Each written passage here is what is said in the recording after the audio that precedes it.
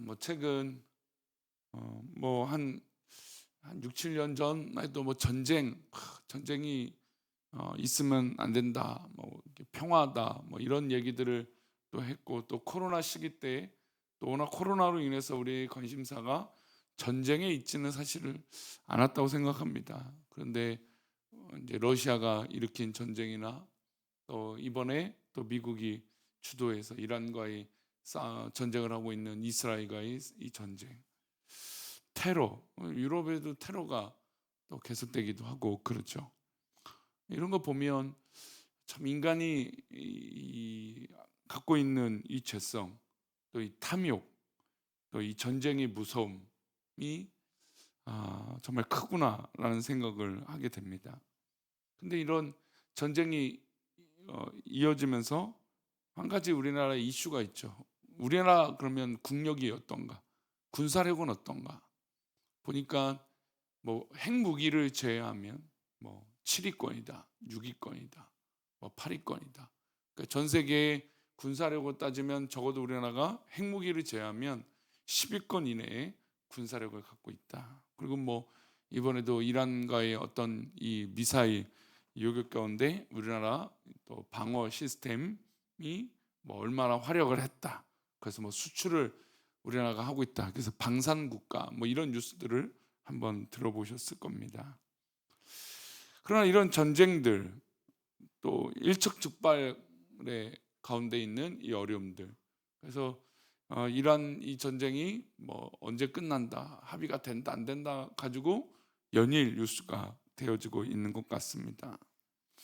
근데 이런 전쟁들 가운데 결국은 다 죽는 거죠. 그렇죠? 이제 뭐 전쟁이 뭐 일어나면 뭐 이제는 뭐 살 수 있는 가능성이 없죠. 뭐 핵무기는 뭐 이미 핵무기의 무서움을 우리는 익히 이웃 나라를 통해서 받고 또 역사로 그것이 증명하고 있고, 또 핵무기뿐만 아니라 뭐 지하 땅굴을 뭐 몇십 미터를 파고 들어가도 뭐 무기가 그렇게 공격하는 그런 무서움 속에 살게 됩니다. 결국 무기는 그 무기로 자신이 죽게 되는 거죠. 오늘 말씀은 오직 세상을 이기는 능력은 무엇인가? 칼인가? 주님은 그 칼이 아니라는 것을 말씀해 주고 계십니다. 세상을 이길 수 있는 것은, 또 우리가 이길 수 있는 것은 결국 진리의 말씀이다라는 것을 우리에게 말씀해 주고 계십니다. 오늘 본문의 배경은 예수님께서 이제 체포당하시는 날 그 저녁입니다. 예수님과 제자들이 계신 곳으로 가룟 유다는 사람 들고 끌고 갑니다. 3절을 다시 볼까요? 유다가 군대와 대장들과 바리새인들에게서 얻은 아랫사람들을 데리고 등과 횃불과 무기를 가지고 그리로 오는지라. 지금 유다의 손에 등과 횃불이 있지만 동시에 뭐가 있습니까? 무기를 가지고 갔습니다. 가룟 유다는 당연히 예수님과 3년을 넘는 시간 동안 함께하면서 예수님의 능력을 누구보다 잘 알고 있고 봤을 것입니다. 그러니 그가 최소한에 가질 수 있는 뭘 가지고 가야 됐을까요? 무기를 가지고 갔어야 될 것입니다. 사실 뭐 무기로 예수님을 잡을 수 있을 거는 아니었을 겁니다. 그러나 이들이 인간이 할 수 있는 이 머릿속으로 나올 수 있는 이 지식으로는 칼이라도 들고 가야 예수님을 위협하거나 잡을 수 있을 거라는 생각을 했던 것입니다. 그래서 군대와 그 아랫사람들 종을 데리고 예수님을 잡으러 무기를 들고 온 것이죠. 근데 이 사건 가운데 요한복음에 기록되어 있는 유일한 이름이 등장하는 말고가 나오게 됩니다. 이 사건의 배경은 예수님을 잡으러 온 사람들이 무기를 들고 있고 하니까, 그리고 또 아랫사람도 있죠. 그랬더니 베드로가 칼을 들어서 예수님 잡으러 할 때 칼을 들어서 말고의 길을 잘라버리게 됩니다. 그래서 예수님이 그 장면을 보시고 오늘 말씀 나누고 하려고 하는 그 말씀을 하시게 되는 거죠. 그러면 베드로는 과연 원래 무기를 가지고 다녔던 사람이었을까? 여러 가지 이제 이런 신학적 이슈가 있습니다. 뭐그 당시 뭐 무기를 이렇게 평상시 갖고 다닐 일은 없으니까.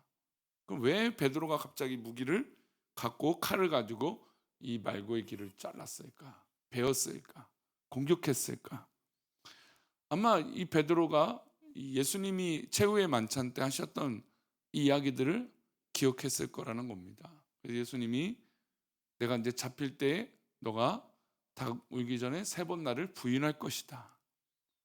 그러니까 이런 가정이 범상치 않았고 뭔가 위기감이 있고 또 그날 밤 예수님이 기도하러 가셨다는 거죠.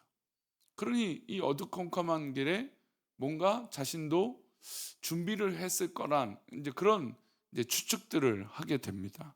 어쨌든 베드로에게도 지금 뭐가 있습니까? 칼이 있는 거죠. 유다에게도 무기가 있고 베드로에게도 칼이 있었고 그 칼을 베드로는 직접 휘두르기도 했습니다. 그 상황 가운데 여러분 이 칼을 휘두른다면 누가 이길까요? 유다가 이기겠습니까? 베드로 칼이 주님을 지키겠습니까? 칼이 칼을 이길 수 없고 결국 함께 공멸하게 될 것입니다. 만약에 베드로가 칼을 이제 베었잖아요. 말고의 길을 베었으니까. 그러면 아마 이제 죄의 몫이 더 베드로에게도 늘었을 것입니다. 근데 예수님께서 그 길을 주어다가 말고의 길을 붙여주시죠. 예수님께서 이렇게 말씀하십니다. 그 상황 가운데 11절입니다. 예수께서 베드로더러 이르시되 칼을 칼집에 꽂으라. 아버지께서 주신 잔을 내가 마시지 아니하겠느냐 하시니라. 칼을 넣어라. 이 싸움은 칼로 될 싸움이 아니라는 것이죠. 그리고 예수님은 하나님께서 주신 이 십자가의 잔, 즉 이 고난의 잔을 담당히 받으시겠다. 이게 하나님의 뜻이고 하나님 아버지의 뜻이다라는 것을 말씀해 주고 계십니다. 세상 사람들의 방식은 칼을 휘두르는 것이죠. 칼을 가지고 겁박합니다.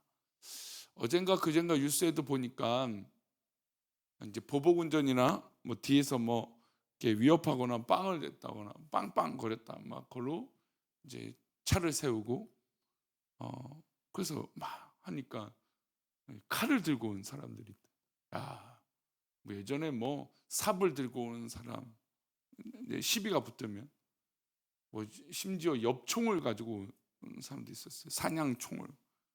야, 이 사람들이 우리가 분노가 이렇게 표출이 되는 게 무기를 가지고 사람을 겁박하는 거죠. 참 어렵고 두려운 시대인 것 같습니다. 여러분 칼만 무기만 이렇게 무서운 시대일까요? 아니죠. 돈의 위력도 그렇죠. 우리의 목에 칼이 들어오는 게 칼이 아니라 물질의 만능주의인 이 공격이 이 두려움이 우리를 조를 때도 있다라는 겁니다. 또 권력도 그렇죠. 권력을 가지고 칼처럼 휘두르는 사람들도 있습니다. 권력은 상명하복을 요구하며 사람들의 생사 여건을 빼앗아 버리게 될 수도 있습니다. 주무른다는 거죠.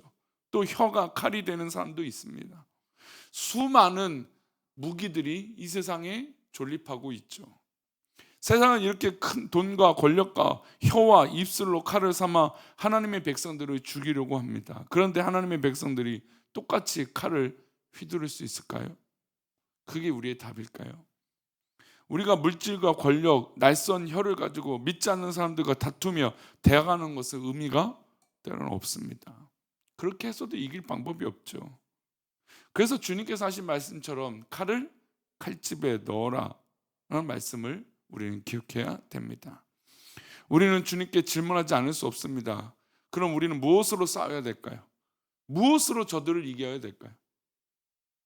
우리의 무기는 과연 무엇이 되어야 할까요? 주님은 이렇게 말씀하세요. 37절입니다.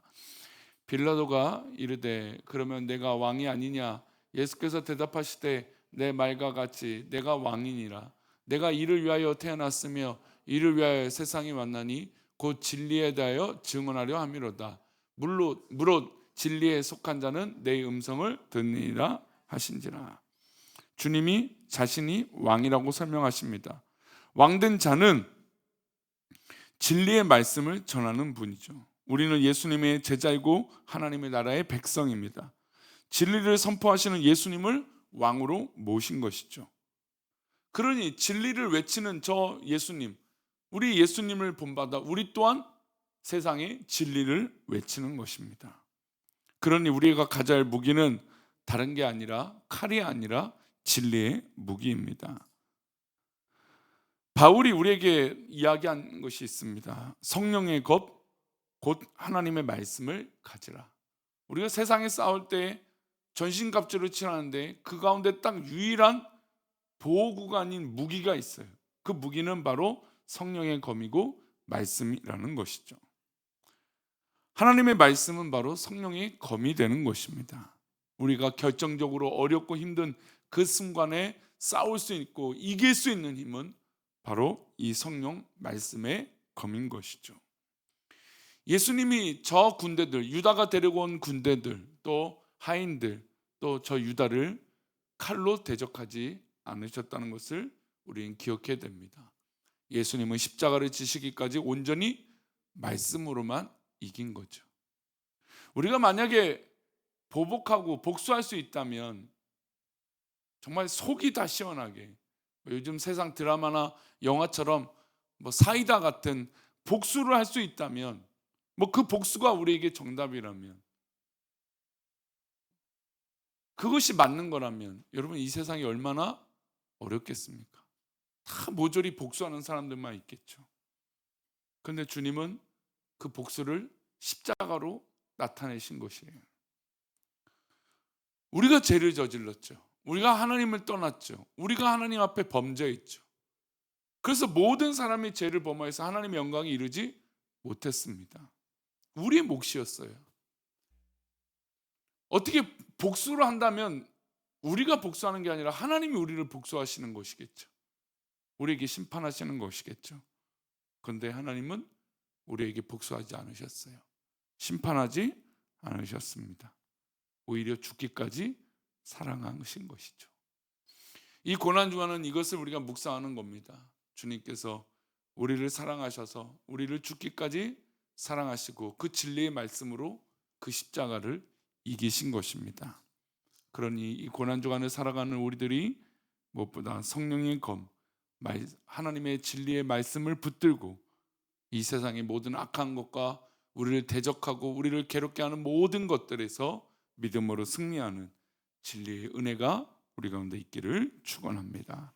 기도합니다. 하나님 아버지, 우리가 이 땅에 살아갈 때 무엇보다 주님 주신 그 은혜로, 십자가의 그 은혜로, 진리의 말씀으로 우리가 이겨나가기를 소망합니다.